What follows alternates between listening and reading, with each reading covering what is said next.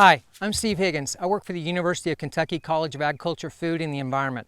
We're here today at the Eden Shale Farm, which is in Owenston, Kentucky, to talk about land planning and simplicity. So this is a 27-acre hayfield right here. This is a Bar Optima grass that we have here. Really nice. We're getting ready for hay season, so this is getting ready to be cut. When this is cut, then basically it has to be moved.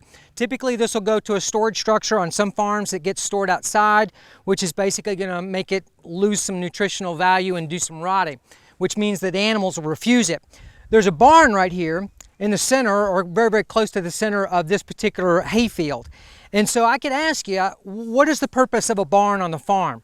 And most people will sit there and think, and they'll basically say shelter. And that's a pretty good answer, but it all depends on your perspective. To me, in perspective, the barn or a structure is supposed to serve the landscape or serve the farm. So what does that mean? Well, if I got a hayfield right here, what we're going to do is, just for the simplicity standpoint, when we harvest this, now we got it, peppered with basically roll bales. Those will have to get moved to a storage structure. Later on, those will get moved to do basically the winter feeding. So what you're doing is you're loading and unloading and you're moving, and you're in my opinion, you're wasting a lot of time, okay? So what this is about is simplicity, all right, and also land planning. So what we're going to do is we're going to take this hay from this hayfield and we're going to move it one time, and we're going to put it in this barn that's adjacent to this hayfield, and it's going to be stored there, and then we're done, okay? So when it comes for winter feeding time, what's going to happen is the cattle are going to approach the back side of the barn, which is the southern side. We've created these little lots with about 300 feet of fence. So the animals will be over here. This is a 27-acre hayfield, but we're going to cleave off about an acre and a half. So we'll still have 26 acres of really good hay. We're just losing an acre and a half over here where we're going to have the cattle. So they're going to come in on this back approach and they're going to start eating that hay. And as they start eating that hay, this feed barrier that I have installed in the alleyway of this barn is on rails, and so it will just slide back. So there's 30 some odd bales in here that we're going to store in here will never get moved again, and the animals will basically self-feed themselves, okay? Now, if we have to reload this because we didn't have enough hay for basically the stocking density that we have, we'll go get some more hay and we'll reload this magazine. But in doing that, we'll never have to open a gate. We just basically load it in this end and they'll start over again. So to me, what we've done is we've eliminated jobs of opening gates and driving.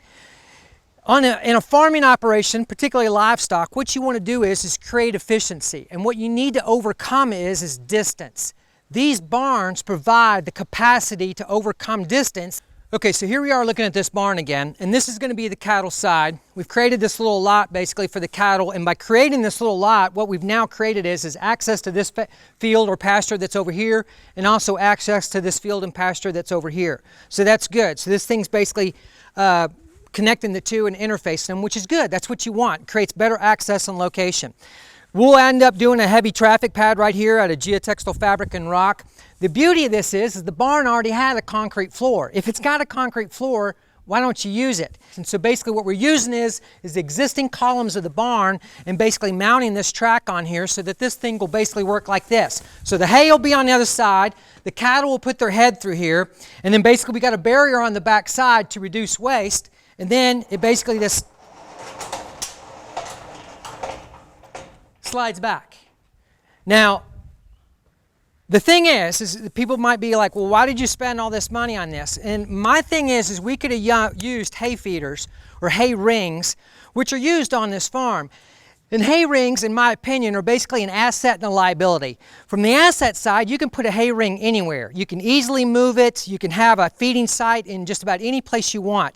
But on this farm and other farms that I work on, a feeding site will be there and has been there for generations. And so even though a portable structure like a hay ring works really, really well, I don't believe we should do our long-range planning based on a portable structure. This is a fixed structure, and by being a fixed structure, what it can do is make a contribution to the farming operation since it's already here. I'm not asking to build a new barn. This is the renovation of an old barn to basically make it more useful. Okay, so let me do a clarification on feed barrier design and capacity, because it also has a lot to do with dimensions and stuff like that. I probably have about a 20-inch opening right here for a cow to stick their head through, which is plenty. 14 is a pretty good size. Got a throat barrier right there, which is good. What really helps this out from the standpoint of reducing waste is this side right here, because the animals are going to be on the other side, okay? And they're going to have to stick their head through, which means the bales are going to be right here. So they have to stick their head through to get to the bale, which means that reduces waste. What they'll do is they'll cleave a lot of that off, and that's going to hit down the bottom, and then they'll eat that stuff off the bottom, and there's be very, very little waste here, okay? Also, when we put these roll bales in, we will take all the strings off. All right? When we harvest it and put it in here, strings come off and it's done. So a lot of people are going to look at this and basically say, well, this can only serve like 6 animals at a time. Well, that's true.